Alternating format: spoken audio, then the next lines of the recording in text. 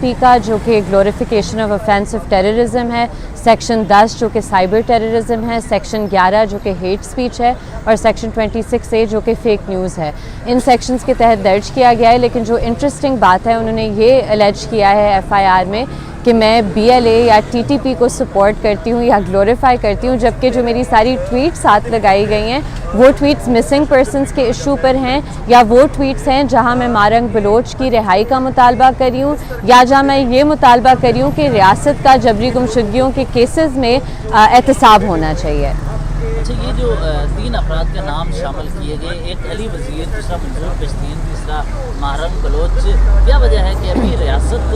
यही पॉलिसी अपना रही है कि क्रैक डाउन इन पे किया जाएगा, इनको आइसोलेट करते हुए आगे बढ़ा जाएगा? देखिए, पॉलिसी PTM से शुरू हुई थी और हमने देखा कि अली वज़ीर, चाहे जो भी हुकूमत हो, अली वज़ीर हमेशा जेल में होते हैं, जिस तरह वो आज भी पाबंदे सिलासिल है। इसी तरह डॉक्टर मारंग बलोच और तमाम BYC की लीडरशिप को जिस तरह टारगेट किया जा रहा है,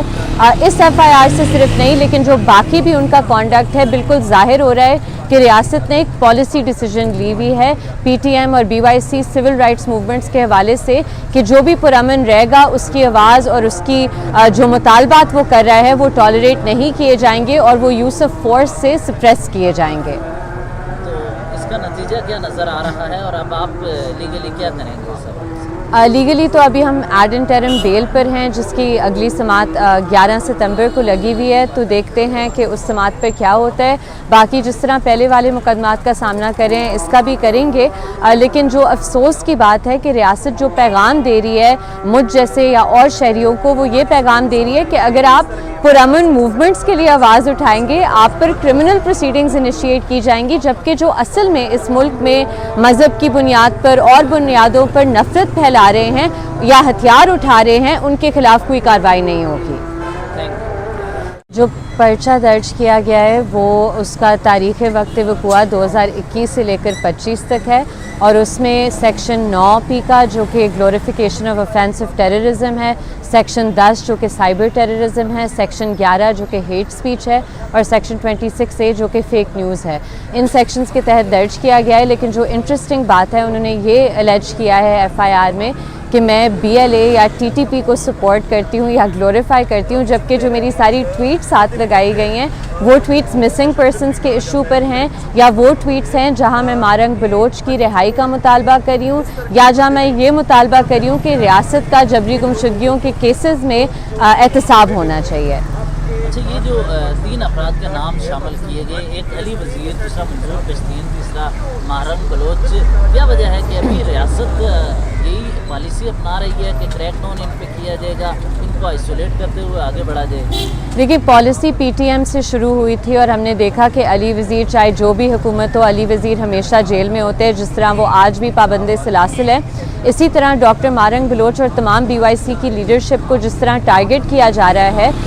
इस FIR से सिर्फ नहीं लेकिन जो बाकी भी उनका कॉन्डक्ट है, बिल्कुल जाहिर हो रहा है कि रियासत ने एक पॉलिसी डिसीजन ली हुई है PTM और BYC सिविल राइट्स मूवमेंट्स के हवाले से कि जो भी पुरअमन रहेगा उसकी आवाज़ और उसकी जो मुतालबात वो कर रहा है वो टॉलरेट नहीं किए जाएंगे और वो यूज़ ऑफ फोर्स से सप्रेस किए जाएंगे। तो इसका नतीजा क्या नज़र आ रहा है और अब आप लीगली क्या करेंगे इस हवाले से? लीगली तो अभी हम एड इंटरम बेल पर हैं, जिसकी अगली समात 11 सितंबर को लगी हुई है। तो देखते हैं कि उस समात पर क्या होता है। बाकी जिस तरह पहले वाले मुकदमात का सामना करें, इसका भी करेंगे। लेकिन जो अफसोस की बात है कि रियासत जो पैगाम दे रही है मुझ जैसे या और शहरियों को, वो ये पैगाम दे रही है कि अगर आप पुरअमन मूवमेंट्स के लिए आवाज़ उठाएंगे, आप पर क्रिमिनल प्रोसीडिंग्स इनिशिएट की जाएंगी, जबकि जो असल में इस मुल्क में मज़हब की बुनियाद पर और बुनियादों पर नफरत फैला रहे हैं या हथियार उठा रहे हैं, उनके खिलाफ कोई कार्रवाई नहीं होगी।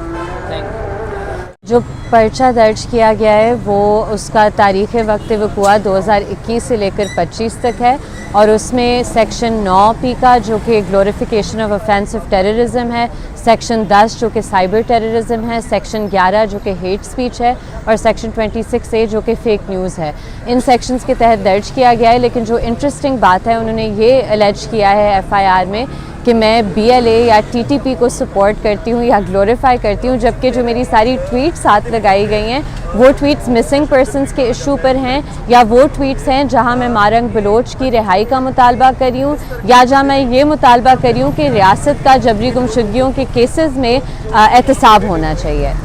اچھا، یہ جو 3 افراد کا نام شامل کیے گئے، ایک علی وزیر، دوسرا منظور پشتین، تیسرا ماہرنگ بلوچ، کیا وجہ ہے کہ ابھی ریاست یہی پالیسی اپنا رہی ہے کہ کریک ڈاؤن ان پہ کیا جائے گا، ان کو آئسولیٹ کرتے ہوئے آگے بڑھا جائے؟ دیکھیے، پالیسی PTM سے شروع ہوئی تھی اور ہم نے دیکھا کہ علی وزیر، چاہے جو بھی حکومت ہو، علی وزیر ہمیشہ جیل میں ہوتے ہیں، جس طرح وہ آج بھی پابند سلاسل ہے۔ اسی طرح ڈاکٹر مارنگ بلوچ اور تمام BYC کی لیڈرشپ کو جس طرح ٹارگٹ کیا جا رہا ہے، اس FIR سے صرف نہیں لیکن جو باقی بھی ان کا کانڈکٹ ہے، بالکل ظاہر ہو رہا ہے کہ ریاست نے ایک پالیسی ڈیسیجن لی ہوئی ہے PTM اور BYC سول رائٹس موومنٹس کے حوالے سے کہ جو بھی پرامن رہے گا اس کی آواز اور اس کی جو مطالبات وہ کر رہا ہے وہ ٹالریٹ نہیں کیے جائیں گے اور وہ یوز آف فورس سے سپریس کیے جائیں گے۔ تو اس کا نتیجہ کیا نظر آ رہا ہے اور اب آپ لیگلی کیا کریں گے؟ لیگلی تو ابھی ہم ایڈ انٹرم بیل پر ہیں، جس کی اگلی سماعت 11 ستمبر کو لگی ہوئی ہے، تو دیکھتے ہیں کہ اس سماعت پر کیا ہوتا ہے۔ باقی جس طرح پہلے والے مقدمات کا سامنا کریں اس کا بھی کریں گے، لیکن جو افسوس کی بات ہے کہ ریاست جو پیغام دے رہی ہے مجھ جیسے یا اور شہریوں کو، وہ یہ پیغام دے رہی ہے کہ اگر آپ پرامن موومنٹس کے لیے آواز اٹھائیں گے، آپ پر کرمنل پروسیڈنگز انیشیٹ کی جائیں گی، جبکہ جو اصل میں اس ملک میں مذہب کی بنیاد پر اور بنیادوں پر نفرت پھیلا رہے ہیں یا ہتھیار اٹھا رہے ہیں، ان کے خلاف کوئی کارروائی نہیں ہوگی۔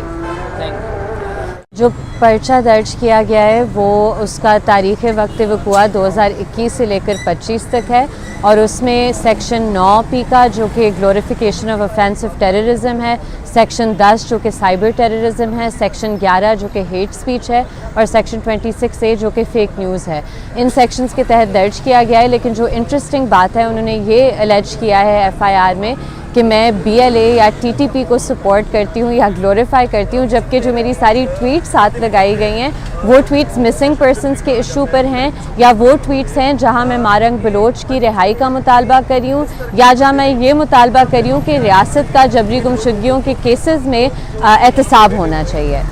اچھا، یہ جو 3 افراد کا نام شامل کیے گئے، ایک علی وزیر، دوسرا منظور پشتین، تیسرا ماہرنگ بلوچ، کیا وجہ ہے کہ ابھی ریاست یہی پالیسی اپنا رہی ہے کہ کریک ڈاؤن ان پہ کیا جائے گا، ان کو آئسولیٹ کرتے ہوئے آگے بڑھا جائے؟ دیکھیے، پالیسی PTM سے شروع ہوئی تھی اور ہم نے دیکھا کہ علی وزیر، چاہے جو بھی حکومت ہو، علی وزیر ہمیشہ جیل میں ہوتے ہیں، جس طرح وہ آج بھی پابند سلاسل ہے۔ اسی طرح ڈاکٹر مارنگ بلوچ اور تمام BYC کی لیڈرشپ کو جس طرح ٹارگٹ کیا جا رہا ہے،